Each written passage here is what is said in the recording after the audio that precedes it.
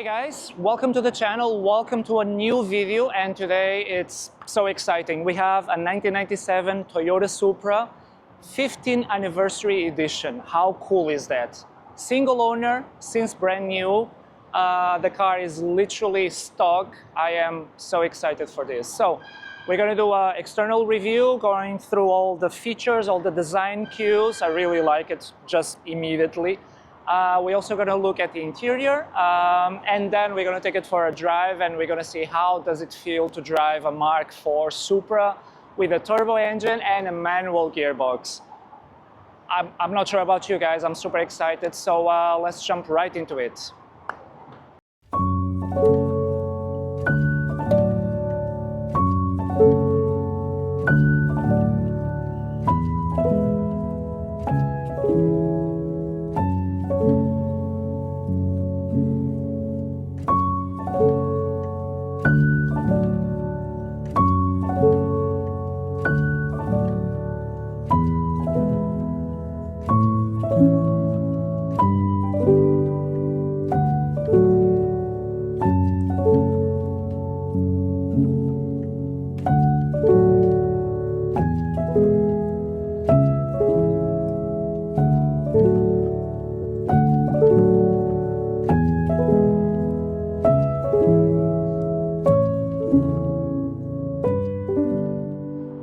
So the 1997 Toyota Supra, this is the American spec. So this was imported here to Dubai. Again, single owner, so the owner bought this car brand new back in 97. We have some manuals and some service books. We're gonna have a look at that later. It's literally like walking into a time machine, right? So 15th anniversary edition. So there's a couple of exterior cues on that, one of which is the golden logos. So starting in the front here and just looking at the design, it's a very familiar design, obviously. Mark IV, it's literally timeless. Immediately set apart by the golden Toyota logo, which is on this white paint. Absolutely insane. I literally love it. It's so cool. It just stands out, and the contrast is amazing. So the one thing that stands out immediately is this. Going to the headlights. So the headlights on the American market are not glass. So these ones are glass. So these were installed, although they are original, they were installed later. So the car has a few years now. Obviously, it's no longer a young lady. So it needed some makeover, right? So the headlights were replaced. Still original, still OEM, but they're just glass. So this is like European spec headlights, but essentially retain the same design. So super cool, super neat. Coming to the bottom, so we don't have any crazy, kit or body kit or any sort of aesthetical, craziness going on here. This is very divisive. Some of you love stock, some of you love OEM. I personally love OEM, so we have here, as I told you guys, pretty much a full OEM car. So in the front, surprise, we have OEM bumper. I think it looks amazing. It's really, really cool. It's minimalistic. You have your intercooler here. We have a couple of vents here on the side. They are actually functional, so they just channel air to the brakes. You have the indicators here on the bottom. The parking lights, and yeah, it's such a clean design. I really like it, and this whole front fascia is just one of the trademark looks of the Supra. I really like it. It's, timeless, really. Okay, so this being an American spec car, or rather a Canadian Californian spec, you have the side indicators here, which are normal for the American cars. We also have on the back. They actually light up at night, which I personally think they're super cool. I love this look of, just rolling with these lights on. I think it's just like, it's completely different. I really like it. So we have that, a very clean side profile here in the front. The wheels are quite something. 17-inch, they are polished, five spokes. You have the Supra here on the brakes. You have drilled brakes as well for better cooling. I think that's super cool. So as I told you before, We have some air ducts bringing air to the brakes. So we have some braking cooling system here, so that's really, really cool. Original rims, as I was telling you. I love this center hub where you actually hide the nuts, so you actually don't see the bolts that goes into the wheels. I think that's quite a look. It's just clean, minimalistic. Being polished, these days everyone is all about, you know, black wheels and whatever. Back in the 90s, polished wheels, that's the way to go. It's so nice, love it. Supra logo, and funnily enough, obviously the Mark V Supra also has this. Of course, inspired by the heritage, and I really like to see this here. The other detail that we need to call out here on the side, actually two. You have a little bit of a flap here for the rain. And this is something that, you know, in today's world, in 2024, we stopped to see this in normal cars. Maybe an off-roader will have this. Back in the 80s, back in the 90s, this would kind of be, I'm not sure, standard, but you would see this a lot more in a lot of cars. So, sports car, Toyota Supra, mud flap here, super cool. I actually really like that. You know, it's just a testament to the way that you're supposed to use this car every day, not just, you know, for your weekend fun. And, you know, that's a testament to the Japanese mentality of sports car. Everyday usability with performance. How cool is that? So, on the side, limited edition 15th anniversary Supra. It doesn't get any better than this. In my opinion, this is the best version of the Mark IV. Has the T-top, has the powerful turbo engine, manual gear. It doesn't get any better. So again, in gold with the logo there, it's, you know, a little bit sunburned, but, you know, it's so cool. It's so nice to walk to the car and actually see this.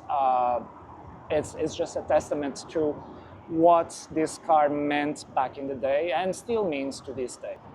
Okay, so coming here to the middle section, this being a 97 model, so there was some changes throughout the life cycle of this car. The T-top was an option and then it became standard. So in this car, for this year, in this edition, this is standard, this being of course the top of the line back in 97, which by the way was the last year in the American model. So they made this car all the way to 2002, I believe.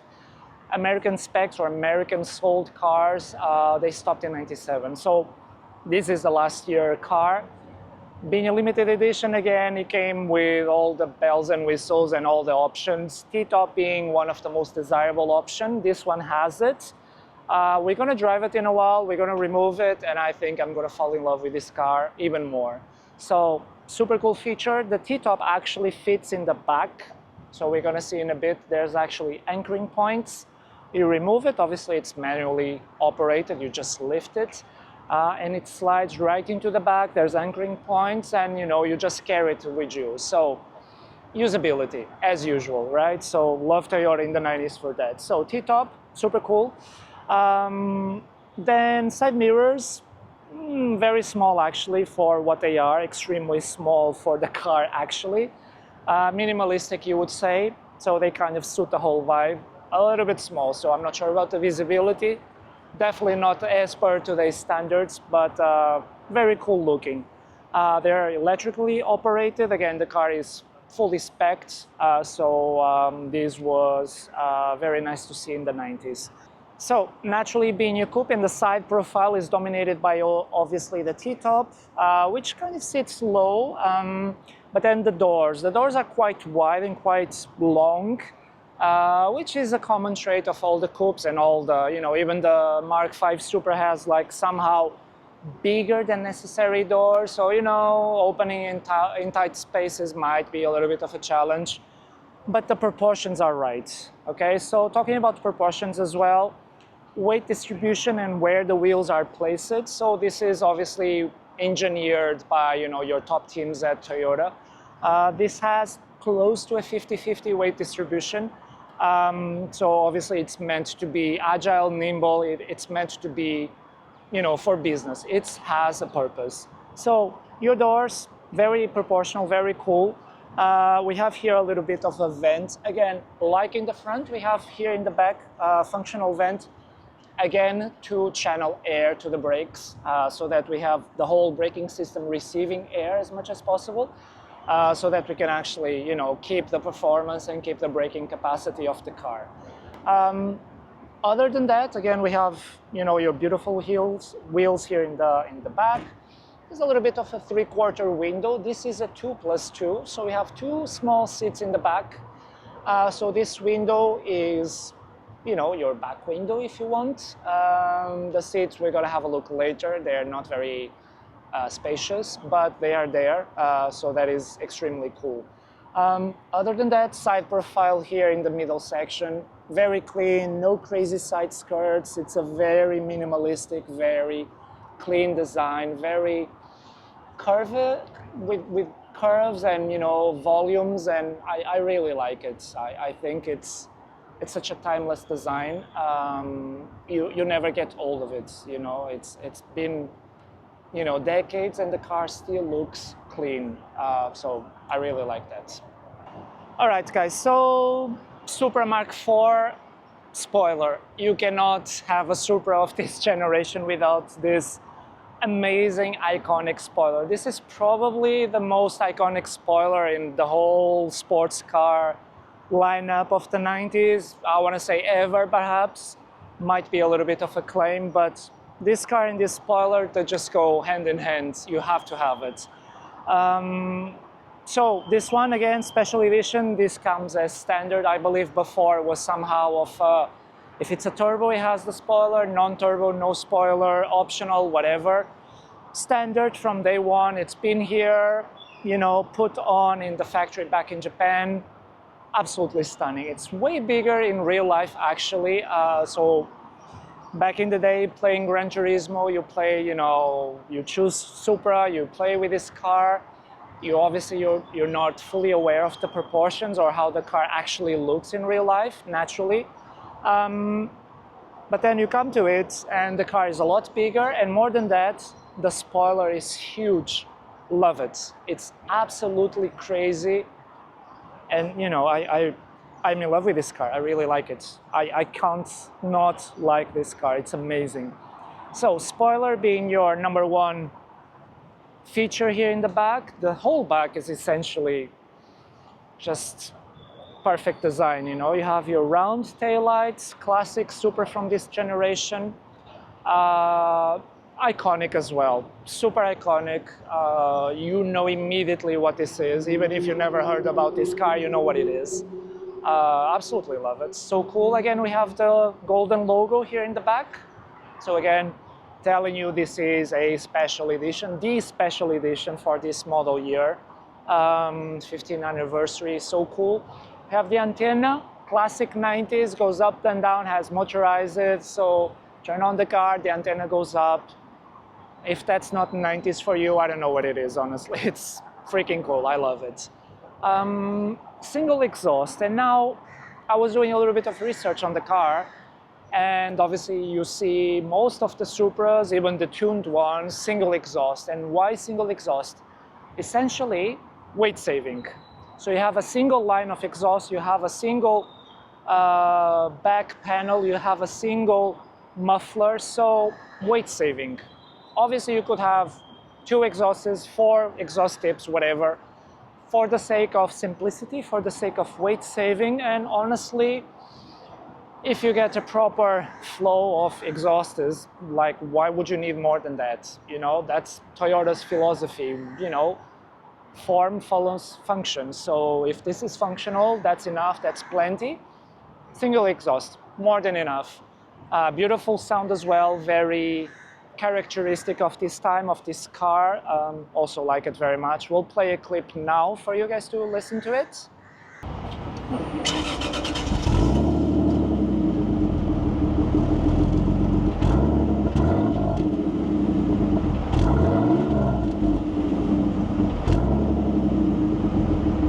Okay guys, so we talk about the back. So the back window, it's very, very slanted. The space here in the back seats, they are almost touching the windows, so there's not a lot of space. But it's a very slanted, very cool design here. You have the wiper for the back window. It's not something that you see anymore, like at all. But you know, back in the day, this was standard, and this was something that the car makers would still keep. And you see it here. Some of you guys, you know, you tune your cars, whatever, you remove the wipers. That's cool. I actually prefer to see with it. It just tells you, like, you know, this car has a story, this car has significance to its owner, and you know, he wants to preserve that. And you know, I think it's cool. It's a small detail. Personally, I wouldn't have it any other way. So everything is functional. The antenna goes up, you have the spoiler, you have the wiper here in the back, and the car is not tinted. So here in Dubai, everyone tints their cars, you know, it's super hot. The car is not tinted, so this is as bone stock as you can get it. I absolutely love it. All right, so coming to the back, right now we have the T-top here, and essentially it's meant for the T-top. So it's literally square shaped and perfectly sized so that you can fit the T-top. So when you're driving without it, you can just like keep it here, and you know, when you're done, you just put it back in. So that's the first and probably the one reason why you have such a weird shaped trunk. It's not very deep. It's about, what, 20 centimeters deep. You have this little thing here where, you know, there's some elastics, and it actually comes up and down as you push the back window. So that's pretty cool. So it just keeps, you know, your items protected. As I showed you as well, the back seat kind of flattens, so you can extend this platform a little longer. You can kind of fit other things here. You can also remove this, and you can have a little bit more of storage. Funnily enough, the Mark V has a very similar approach to this. So it's kind of a lift back, so you lift all of this. So we have major access to space, but the space is not a lot because this is very, very low. Nevertheless, it's cool, it's practical, has a little bit of a lump, and this is actually quite high up.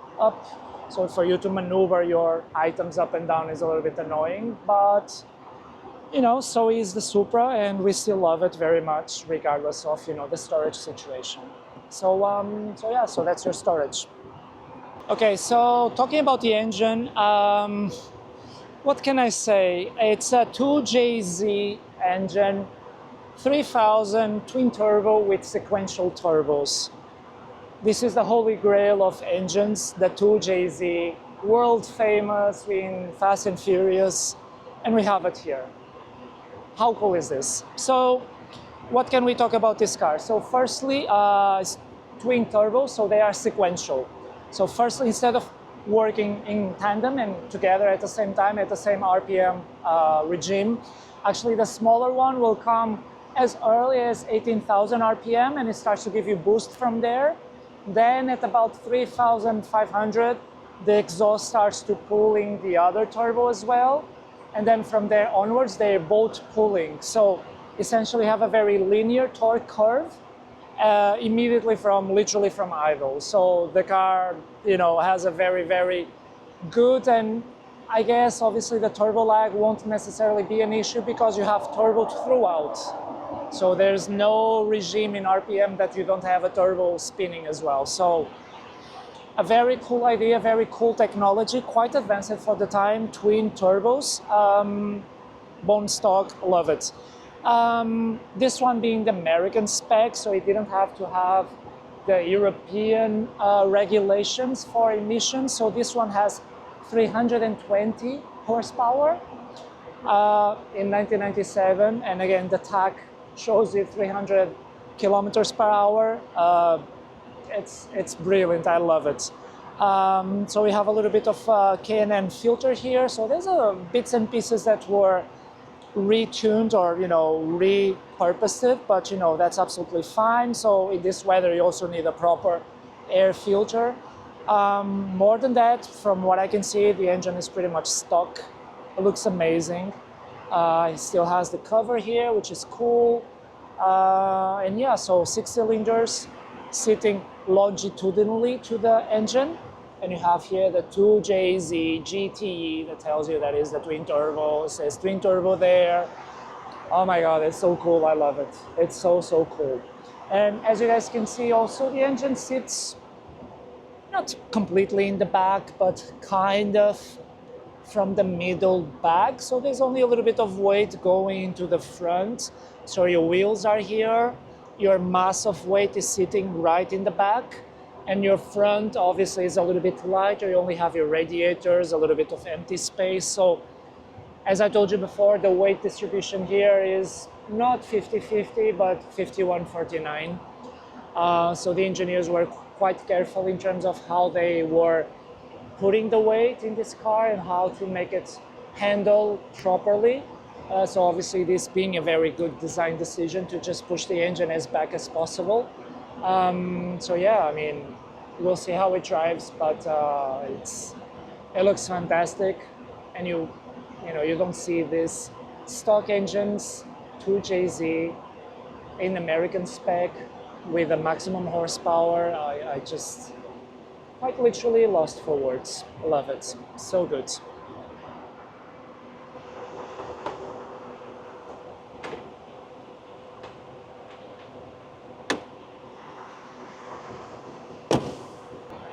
Okay guys, so here we have the original key. It doesn't get any more simple than this, does it? Super clean, Toyota on both sides, no buttons. Easy as it gets, right? So this is your standard key. Now the owner has made this Pro Spec. This is like an Australian company that, creates some special models and some special accessories. So he created this special key with a S from the logo in Supra in gold to kind of match the whole special edition theme going on here. There's also a little bit of a side profile of the car, which I think is super neat. But yeah, so you have either of the keys. I actually like this one very much. I think I'm going to use this one today. It's so cool. It's gold, it has the S, and it just looks amazing. So that's your key situation for the Supra. Okay, so walking to the car, as I told you, I'm going to use the nice key because why not? Obviously it's an exposed keyhole here. It's a very heavy door actually, although the car has some aluminum used across the body. The T-top is aluminum, the front is aluminum, so there's some weight reduction efforts going on. The doors feel mechanic, they feel heavy. I don't know, they're not probably that heavy, but they feel substantial. So you open the door. It doesn't open too wide, and that's a good thing because again, it's such a long, big door that it's actually a good thing you don't open any wider than this. But yeah, so immediately what you see is how low like the lever is, and all the switches for the windows are as well. So they are quite low. So one thing about this car and driving the Mark V and this one back to back, you realize how low this one sits you. So you sit very low in this car. You have a very close to the floor sitting situation, and all the switches you can immediately see. So in a normal car, your levers, your switches will be somewhere here, where usually your elbow is. So here, they are a lot lower. So that means that your elbow goes lower in the door as well. So this tells you how low you're gonna sit as well.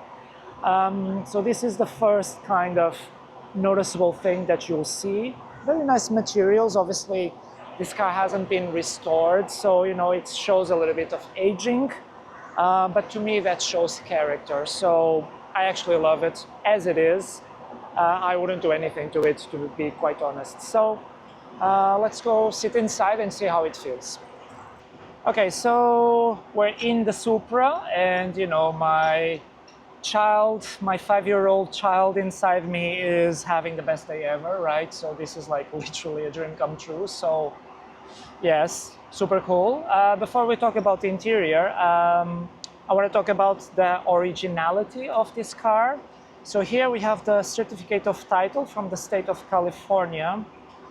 This is the original document, and this is original from August of 1997. So in 1997, I think I was worrying about,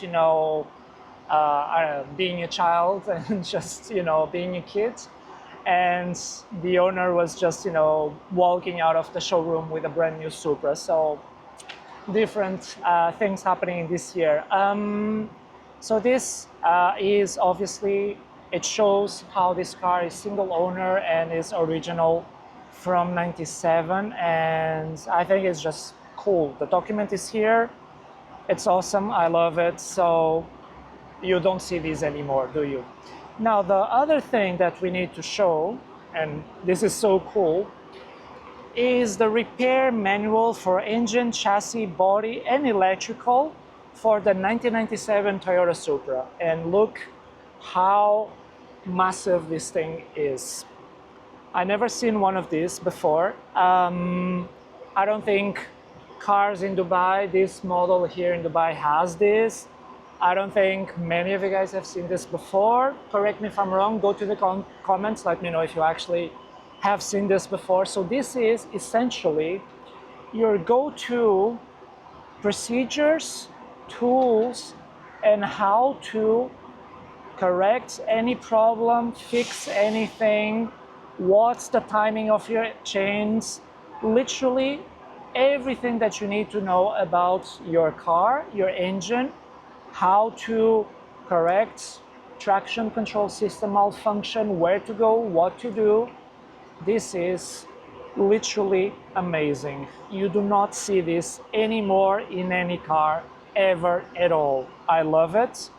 This is a priceless book, a priceless manual, all the tools that you need to do the maintenance and the repairs on your 1997 Toyota Supra. I'm speechless. This is amazing. It's such a good condition. This itself is just wow. You have literally everything.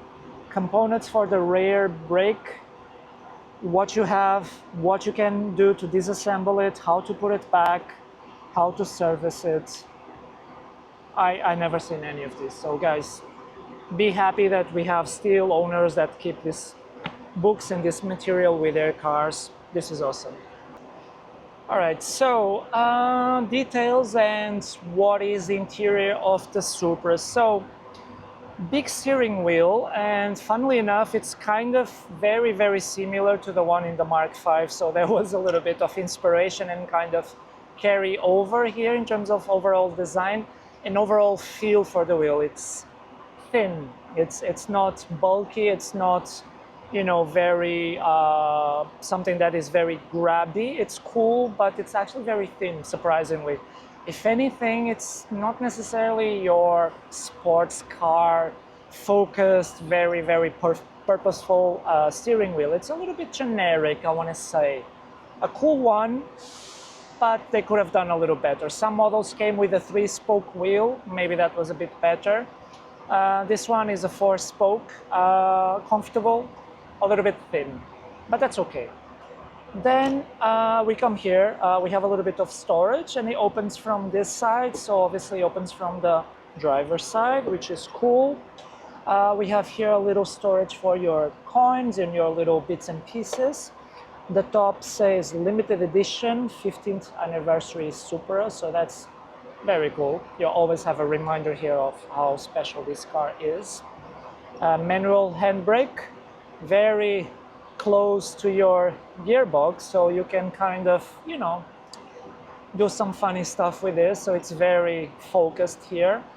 Position of your hands is absolutely perfect. So it just falls right into, and it's a very short travel gearbox.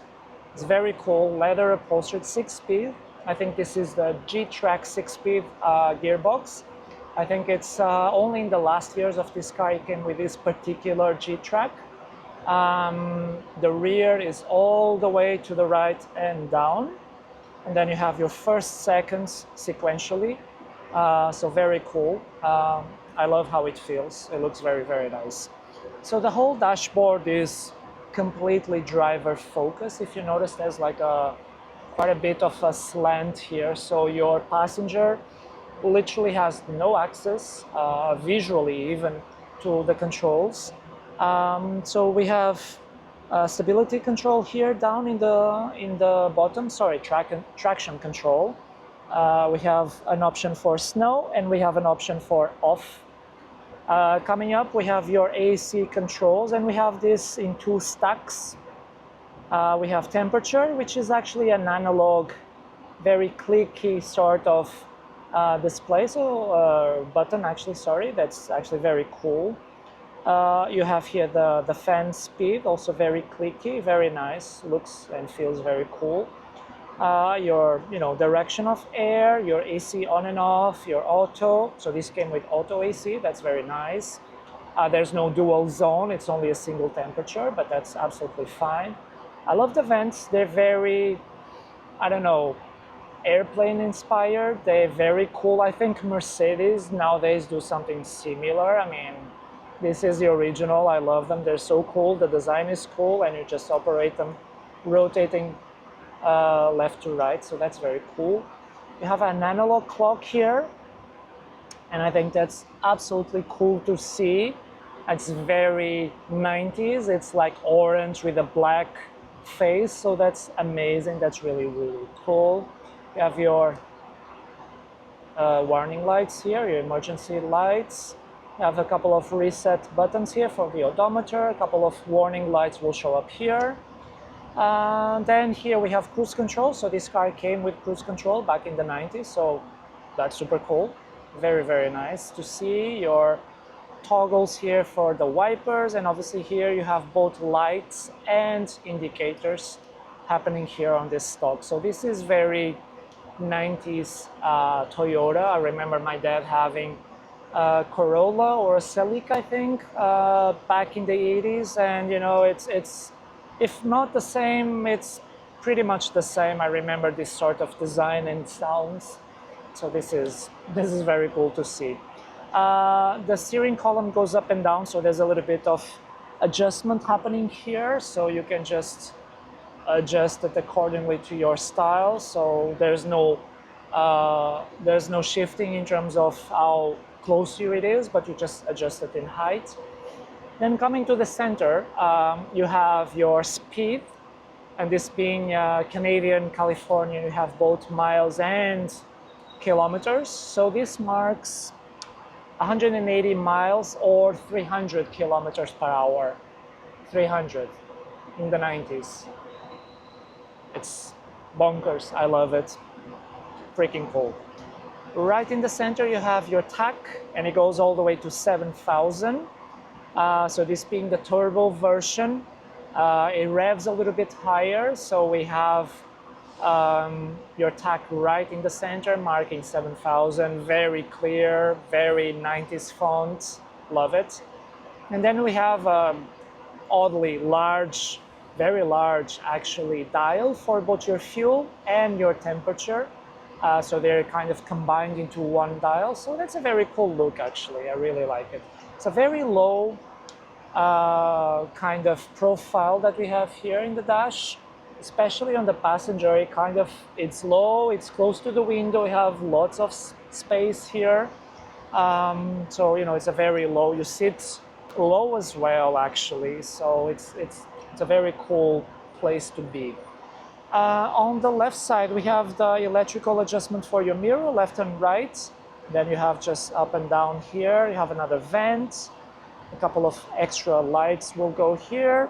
And then on the door, as we spoke, we have the adjustments here, both to lock the car and then the automatic windows. Big speaker here, it's very close to your knee, so very close to you. And then you have your handle a little bit lower. So as you can see, my elbow is kind of sitting lower. So in your normal day-to-day car, I think you usually sit here. So this is, I don't know, 20 centimeters of difference where your elbow usually sits versus where it's sitting now. So you sit quite low within the car, right? So this is a very, close to the ground, and obviously it just adds the drum, it just adds to the speed sensation. So you need to appreciate that. I absolutely love it. It's very, very cool. Uh, so obviously the mirror here is quite big. You have amazing visibility actually. You have the big spoiler in the back, but it sits taller or at line with your roof line. So you have a perfect vision actually. You don't struggle to see in the back actually. So that's very cool. The seats, they're cool, comfortable enough. The owner told me they were reupholstered because obviously they were showing a little bit of age, and that's okay. But they look very nice. They feel nice as well. Probably a little bit too warm for my taste, but you know, so is the market and so is the fabric, so that's okay. But yeah, they are very comfortable without being extremely sporty, but they are comfortable, and I think they will hold you in the right places when you need them to. You have here obviously a lockable glove box, which has some storage, not a lot. It's kind of a soft-ish material.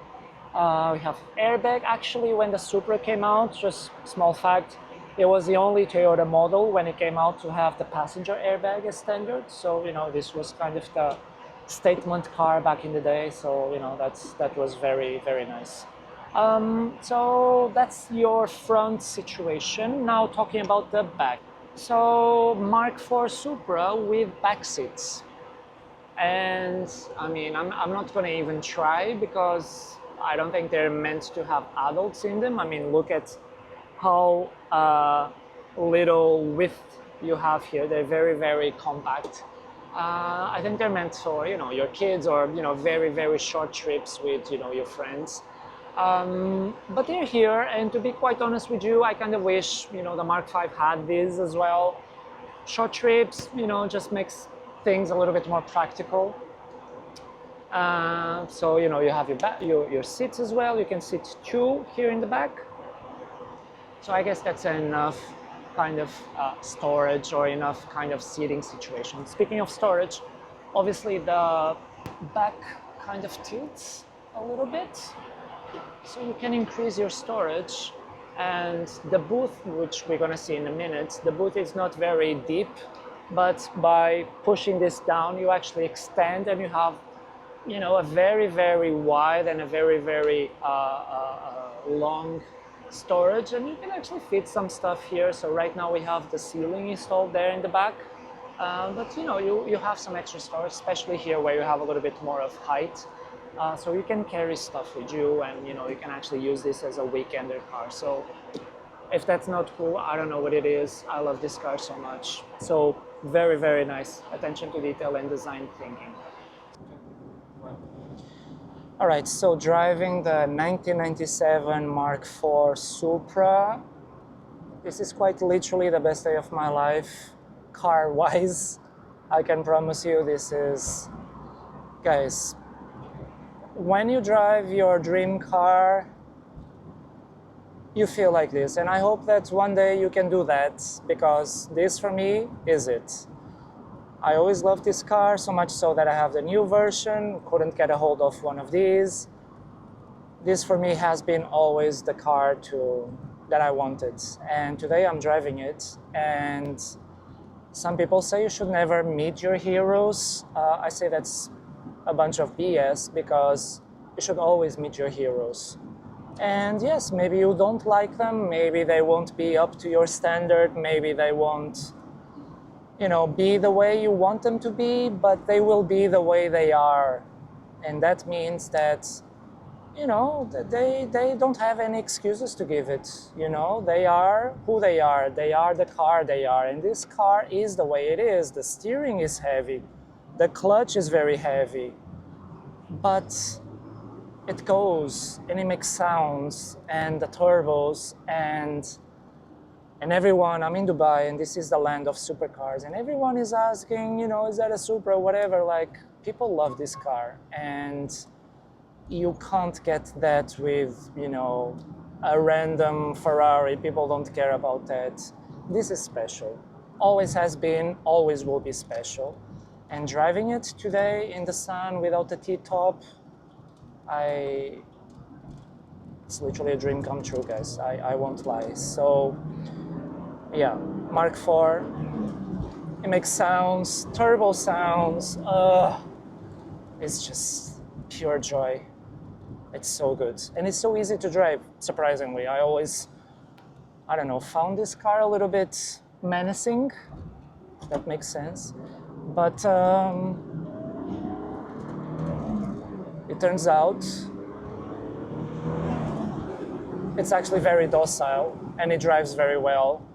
The brakes are heavy, like heavier than what you would expect, but they're there and they reply and they comply to your commands.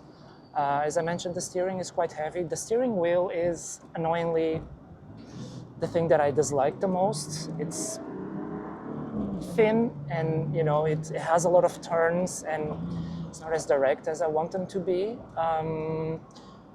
But it's okay. It's okay. The switches are okay as well. They're a little bit grabby, but it's okay. I do like the transmission here. It's very short ratios, and you go through the gears quite easily and quite well, and I like that very much. It has functional AC, which is a very welcome thing here in this country. There's space. And we're in Jumeirah. This is like one of the nicest areas of the city, and I'm driving a 97 Supra, guys. Like, I can't express how happy I am today. So yeah, so in terms of performance, obviously we're in public roads, so there's only so much I can tell you. But yeah, this car definitely has 300 horsepower. It's nimble, it's agile, it turns quite well. Again, the steering is a little bit too heavy and not very direct in another way, which somehow is forgiven, but it goes really well. It goes really well. The first gear, the clutch pedal, I mean, fair enough, I'm not used to these sort of cars or to drive a manual every day. I drove manuals all my life, so it takes a little while to get used to, like the clutch point. But once you do that, yeah, man, you just driving in, a time machine, and it just feels so good. This whole mechanical feeling. And there's a Taycan passing us right now, a Porsche Taycan electric. I still would have this. Give me this and I'm a happy man. This is amazing, and it has to be up there in terms of all-time best sports cars: heritage, design, performance, history, race competition history. Like it's award-winning in so many ways, race-winning, you name it.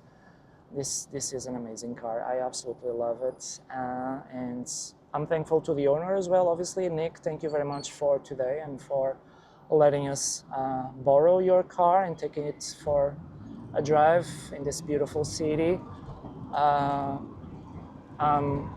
Honestly, it's amazing. I love it. You should get one.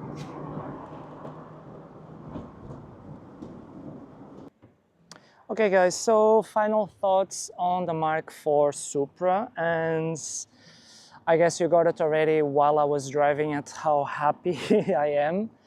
This is a very special car.